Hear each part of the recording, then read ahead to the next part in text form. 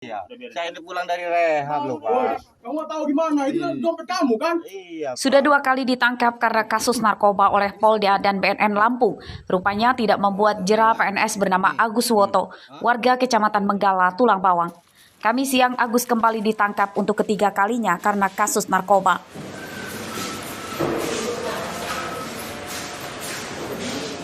Agus ditangkap karena mengedarkan narkoba. Polisi menyita 3 bungkus sabu-sabu siap edar. Penangkapan Agus berdasarkan dari laporan ke polisi oleh masyarakat yang resah atas peredaran narkoba di wilayah Menggala. Kamu siapa namanya? Agus. Status tersangka ini ada oknum dari pegawai negeri sipil di Tulang Bawang. Untuk barang bukti yang diamankan? Barang bukti yang kami amankan ada 3 paket narkotika jenis sabu yang siap edar. Untuk pasal yang diterapkan? Pasal yang kami terapkan pasal 114 ayat 1 Undang-Undang 35 tahun 2009. Ancaman maksimal 20 tahun penjara. Ya. Anehnya meski 2 kali jadi terpidana narkoba, namun Agus Woto tidak dipecat sebagai PNS dan masih aktif bekerja di Pemda Tulang Bawang. Ini pun dipertanyakan masyarakat atas tidak tegasnya pemerintah yang sedang memerangi narkoba. Mustaqim melaporkan dari Tulang Bawang. Kamu siapa namanya? Agus. Assalamualaikum warahmatullahi wabarakatuh. Selamat malam, kemudian izin melaporkan. 2 penjamret ditangkap polisi lalu lintas Polres Lampung Selatan Rabu malam. Tersangka bernama Irawan, 33 tahun, dan Oki Ramadhani, 19 tahun, warga Kalianda, Lampung Selatan. Kedua tersangka diserahkan ke SPKT untuk dilakukan pemeriksaan dan penerima laporan. Keduanya ditangkap setelah menjamret tas seorang wanita yang mengendarai motor di jalan lintas Sumatera Kalianda. Korban langsung melaporkan ke polisi yang sedang berpatroli. Irawan dan Oki akhirnya ditangkap tak jauh dari lokasi penjamretan. Keduanya membuang tas korban yang dirampasnya saat mengetahui dikejar polisi. Pada saat mendekati gedung BNN, nah itu ada orang berteriak, minta tolong, Pak, ada jambret Pak sana Pak. Nah, dengan sigap anggota kita melakukan pengejaran terhadap pelaku yang membawa kendaraan bonceng 2 ke arah Sidomulyo. Nah, pada saat di kantor BNN di sebelum Merak Belantung, kita melakukan penangkapan terhadap 2 orang tersebut. Polisi menyita motor tersangka dan tas korban. Atas perbuatannya, Irawan dan Oki terancam hukuman 7 tahun penjara. Ari Susanto melaporkan dari Lampung Selatan.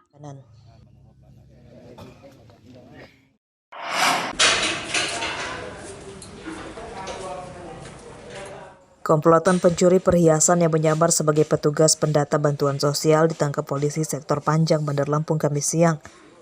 Tersangka bernama Komsin alias Gembrot, Muhadi dan Hendrik, warga Jagabaya 2, Bandar Lampung.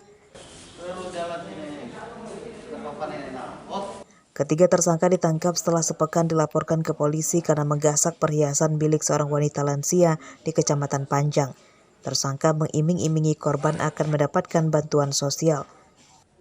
Untuk meyakinkan korbannya, tersangka meminta melepaskan kalung dan cincinnya karena akan difoto. Saat korban lengah diajak mengobrol, tersangka mencuri perhiasan korban.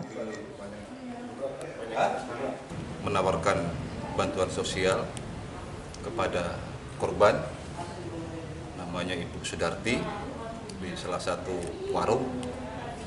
Lanjut untuk melepaskan cincin ataupun gelang yang saat itu dipakai oleh korban, dengan maksud meyakinkan agar mendapat bantuan tersebut. Selain itu, pelaku juga meminta di sini kartu keluarga. Perhiasan hasil curian tersangka itu telah dijual dan uangnya dibagi oleh Kosim, Muhadi, dan Hendrik. Kerugian korban 20 juta rupiah. Polisi menyita ponsel, motor, dan kartu keluarga korban yang sempat diminta oleh para tersangka. Atas perbuatannya, petugas pendataan Bansos Gadungan ini terancam hukuman 7 tahun penjara.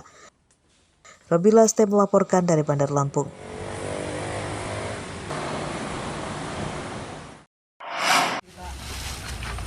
Pun. Tim penyidik Polres Pringsewu Kamis siang menggelar olah TKP kasus pembuangan mayat bayi di Desa Parirejo, Kecamatan Gadingrejo. Mayat bayi laki-laki itu dibuang pelaku di tempat sampah belakang rumah warga yang berdekatan dengan sawah. Dari olah TKP ini, polisi menyita kain yang digunakan tersangka membungkus mayat bayi sebelum dikubur dangkal di tempat sampah. Pembuang bayi itu adalah RPC, berusia 21 tahun, ibu kandung bayi. Menurut polisi, RPC sengaja menggugurkan kandungannya di usia 8 bulan untuk menghilangkan aibnya. Sebab bayi yang dikandungnya hasil hubungan intim di luar nikah dengan pacarnya. Bayi digugurkan di Bandar Lampung dan mayatnya dibuang di kampung halamannya di Pringsewu.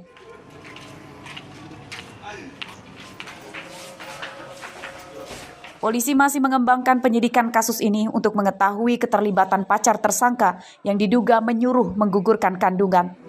Berapa jam dari jarak ke kontraksi? Ya, dia melakukannya di Bandar Lampung. Dia mendapat informasi bahwa ada obat-obat keras yang bisa menggugurkan, kemudian dia putuskan untuk mendapatkan obat tersebut, kemudian dia minum di penginapan, salah satu penginapan di Bandar Lampung sampai dengan gugur, dan setelah bayinya keluar kemudian dibawa kembali dan dikuburkan.